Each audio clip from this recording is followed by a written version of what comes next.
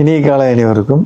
பொதுவாக நமது வாலிப வயதில் நமக்கு ஏற்படக்கூடிய காமனான அந்த மனநோய்களாக இருக்கு இல்லைங்களா, மனப்பதட்டம், மன அழுத்தம், ஓசிடி போன்ற நோய்களுக்கு காரணிகள்னு பார்த்தீங்கன்னா பொதுவாக வந்து ஜெனட்டிக்ஸாக இருக்கும். அதாவது பரம்பரை, அல்லது வந்து சைல்டுஹுட் ட்ரோமா, அதாவது எமோஷனல் ட்ராமாவாக இருக்கலாம், ஃபிசிக்கல் ட்ரோமாவாக இருக்கலாம், செக்ஸுவல் ட்ரோமாவாக இருக்கலாம்.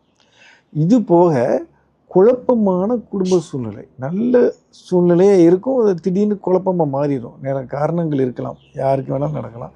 அந்த குழப்பமான கயோட்டிக் குடும்ப சூழ்நிலையும் ஒரு காரணமாக இருக்குது.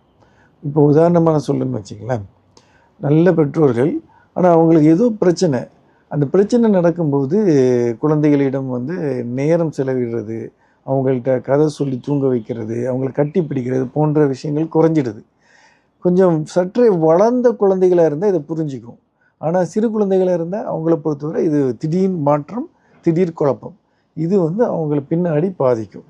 அதனால் இந்த மாதிரி பிரச்சனைகள் நடக்கும்போது கூட நம்ம குழந்தைகளிடம் கட்டி பிடிப்பது, கதை சொல்லி தூங்க வைப்பது, நேரம் செலவழிப்பது, விளையாடுவது போன்ற செயல்கள் செஞ்சால் அவங்களுக்கும் நன்மை, நமக்கும் மனம் பாரம் குறையும்.